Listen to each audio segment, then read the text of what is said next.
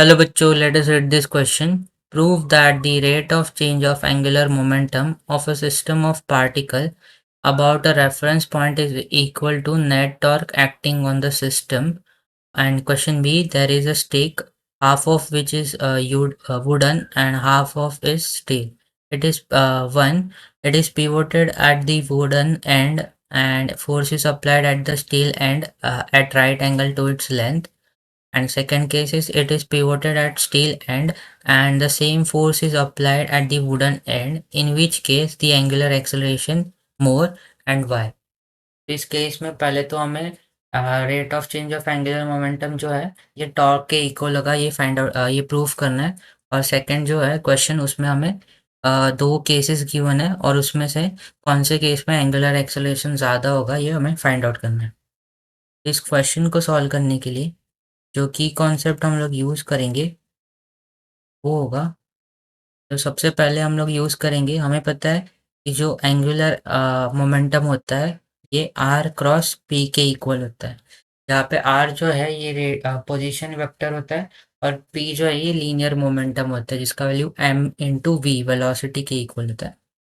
और सेकंड जो रिलेशन यहाँ पे यूज़ करेंगे, हमें पता है टॉर्क जो होता है ये आई इंटू अल्फा के इक्वल होता है, जहाँ पे आई जो है ये moment of inertia of the body होता है और अल्फा जो है ये एंगुलर एक्सेलरेशन के इक्वल होता है। तो अगर हम लोग ए वाला पहले प्रूफ करें तो हमें पता है कि एल बार जो है ये आर क्रॉस पी के इक्वल होता है। अगर हम लोग दोनों साइड डेरिवेटिव ले लें विद रिस्पेक्ट टू टाइम तो ये हो जाएगा d l bar upon d t equals to d upon d t r cross p के equal.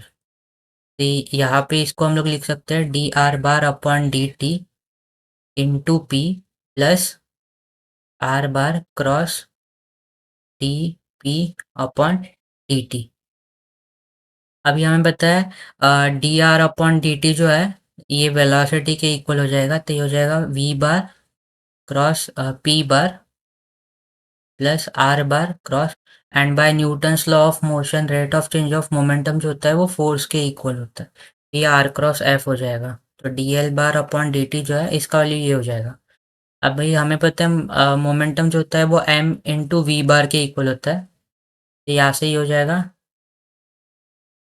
We bar cross m v bar plus r cross f जो होता है ये टॉर्क के इक्वल टाउ बार के इक्वल होता है और वी क्रॉस वी जो है ये ज़ीरो हो जाएगा, तो यहाँ से हमें मिलेगा therefore we can say that d l bar upon d t bar जो है ये टाउ बार के इक्वल होगा।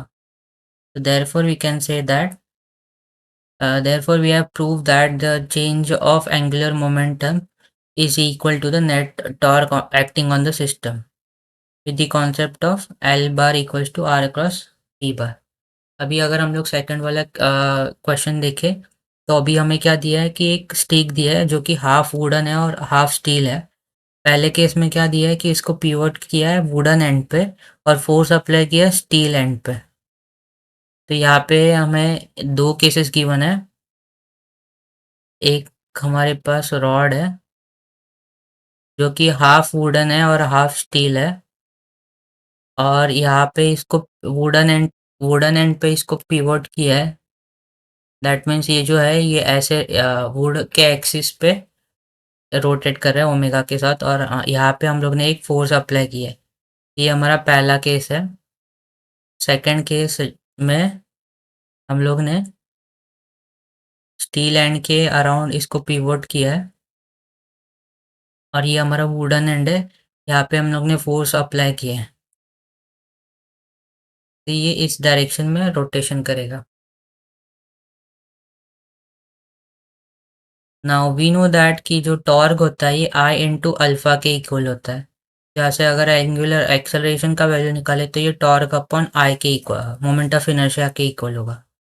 तो सिंस टॉर्क दोनों केसेस में सेम आएगा तो हम लोग कह सकते हैं कि एंगुलर एक्सेलरेशन जो होगा ये इन्वर्सली प्रोपोर्शनल होगा मोमेंट ऑफ इनर्शिया के। तो जिस केस में मोमेंट ऑफ इनर्शिया ज़्यादा होगा उस केस में एंगुलर एक्सेलरेशन कम होगा। हमें क्वेश्चन में क्या चाहिए, in which case the angular acceleration is more. तो जिस केस में एंगुलर मोमेंट ऑफ इनर्शिया कम होगा उस केस में एंगुलर एक्सेलरेशन ज़्यादा होगा।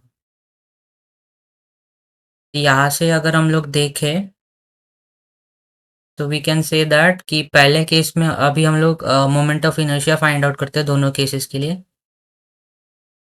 तो हमें पता है मोमेंट ऑफ इनर्शिया जो होता है उसका फॉर्मूला होता है एम इंटू आर स्क्वायर के इक्वल, जहाँ पे एम मास होता है और आर जो है distance from the axis of rotation होता है। तो अगर पहले केस में देखें तो यहाँ पे जो है मास अभी जो है सिस्टम का वो ज़्यादा है और एक्सिस से डिस्टेंस है वो भी ज़्यादा है as compare to second case. तो हम लोग कह सकते हैं कि पहला केस में जो मोमेंट ऑफ इनर्शिया होगा वो सेकंड केस से ज़्यादा होगा। और हमें रिलेशन पता है कि जो है एंगुलर एक्सेलरेशन जो है वो इन्वर्सली प्रोपोर्शनल है to the moment of inertia. तो therefore we can say that alpha 2 will be greater than alpha 1। That means second case में जो है एंगुलर एक्सेलरेशन ज़्यादा होगा as compare to the first case. तो ये हमारे रिलेशन मिल जाएगा alpha 2 will be greater than alpha 1। So I hope you have understood it well and best of luck.